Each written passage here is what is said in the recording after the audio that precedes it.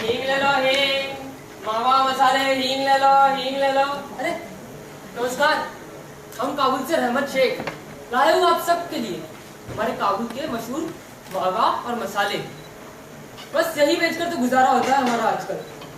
हर दिन सुबह सुबह निकल पड़ते हैं कलकत्ते की इन छोटी छोटी गलियों में। हर दिन यही सोच के निकलते कि आज हमें काबुल की याद नहीं है, आज तो बिल्कुल ही नहीं है। पर वो दिन कुछ और ही था। हर दिन की तरह उस दिन भी हम चल रहे थे रास्ते से, जब हमारे कानों पे एक आवाज सुनाई दी, एक प्यारी सी आवाज जिसने एक ही पल में पूरे काबुल से वापस करवा दिया। हम तुरंत दौड़ने लग गए, कहीं वो हमारे काबुल की याद तो नहीं थी। पर जब हम अंदर पहुंचे, हमने देखा कि अंदर सिर्फ बाबूजी बैठे हैं, जैसे उन्होंने ही हमें पुकारा, जैसे हमारे ही इंतजार में। बाबूजी ने हमसे कुछ मावे खरीदे और पर हमारा मन तो बेचैन था। और इसी बेचैनी में हमने पूछ दिया, बाबूजी वो आवाज, वो छोटी लड़की कहाँ है? अब बाबूजी भी बड़े मेहरबान, उन्होंने उसे बाहर बुला लिया और वो सीधे आकर बाहर अपने बाबूजी के पैरों से चिपक पड़ी।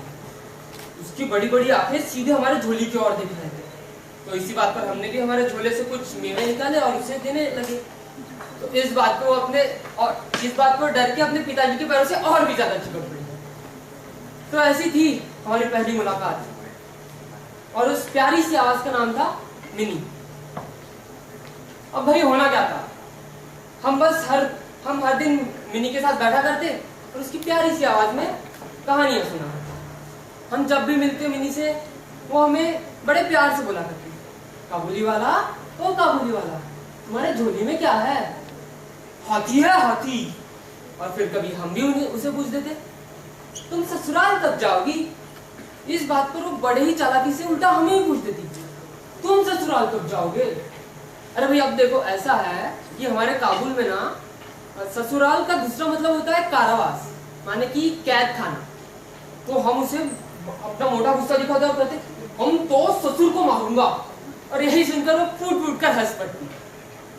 वैसे ही धीरे धीरे समय बीतता गया। हम और मिनी काफी अच्छे दोस्त बन चुके थे।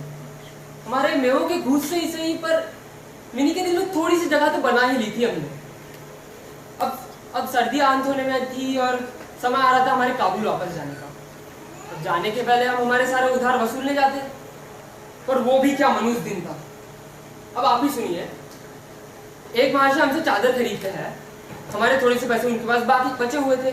अब हम जब उनसे पैसे मांगने गए, महाशय ने पैसे देने से साफ इनकार कर दिया, और ऊपर से हम ही बेईमान कह रहे हैं। अब हमें आया गुस्सा, और हमारे काबुल में तो हम ऐसी बेईमानी का जवाब हमारे चाकू को ही देने देते हैं। तो अब होना क्या था, उन्होंने भी हमारा चाकू निकाला और उसे दिया मार। तुरंत वहां पहुंच गए सिपाही चार और कर लिया हमें गिरफ्तार। वैसे गम तो हमें किसी बात का न था नहीं, मगर इसी हलचल में एक नन्ही सी आवाज ने हमें हमारे हकीकत से वाकिफ करवाया। तुम ससुराल जाओगे? हमने भी बड़े हंसकर कहा, वही तो जा रहा हूं। पर यह बात सुनकर मिनी खुश नहीं, तो हमने उसे अपना मोटा गुस्सा दिखा और कहा, ससुर को मारता, लेकिन क्या करूं, हाथ बंधे हुए थे। ऐसे ही हम जेल चले गए और 8 बरस बीत चुके थे। इन 8 वर्षों में कोई ऐसा पल नहीं था जिसमें हम मिनी की याद नहीं आई, जिसमें हमारे प्यारे काबुल की याद नहीं आई। हमारा दिल तभी भी वही था। अभी भी ऐसा लगता था जैसे हम मिनी के घर जाएंगे और वो दौड़ते हुए बाहर आ जाएगी। पर हमें क्या पता था कि तकदीर ने ही हमसे मुंह मोड़ लिया था। रास्ते में जाते जाते हमने मिनी के लिए कुछ बादाम किशमिश खरीदे। सोचा वो दौड़ते हुए आएंगे और हमसे छीन कर लेके जाएंगे।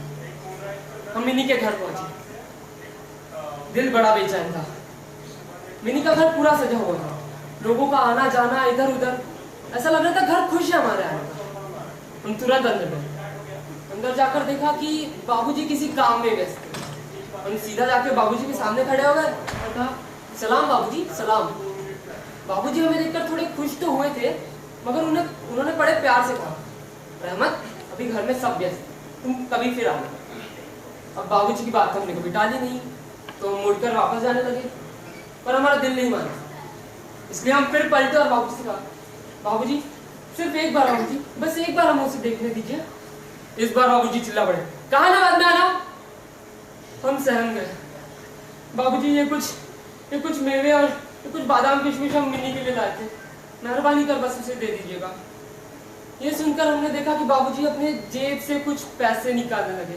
हमने तुरंत बाबूजी का हाथ थामा और कहा, नहीं बाबूजी नहीं, हमें पैसे नहीं चाहिए बाबूजी, हम सब पैसों के लिए नहीं करते थे। आप ही की तरह एक मिनी हमारे भी घर में थी, हम उसी की याद में मिनी के लिए ये मेवे लाया करते थे। ये देखिए बाबूजी, ये देखिए हमारे लड़की का हाथ का निशान देखिए बाबूजी, वो हमारे दिल का टुकड़ा थी बाबूजी, हमारे दिल का टुकड़ा। न जाने कितने वर्षों से हमने ये संभाल के रखा है। हमारे दिल का टुकड़ा थी बाबूजी, अब नहीं है। ये सुनकर बाबूजी तुरंत अंदर गए और मिनी को बुलाया है। पर तकदीर का एक ऐसा खेल था, हम मिनी को पहचान ही नहीं सके और ना मिनी हमें। अपनी दोस्ती को पुरानी तरीके से बयान ही नहीं कर सके। हमारे पास सच्चाई को मानने के अलावा और कोई रास्ता नहीं। मिनी अब हमें भूल चुकी।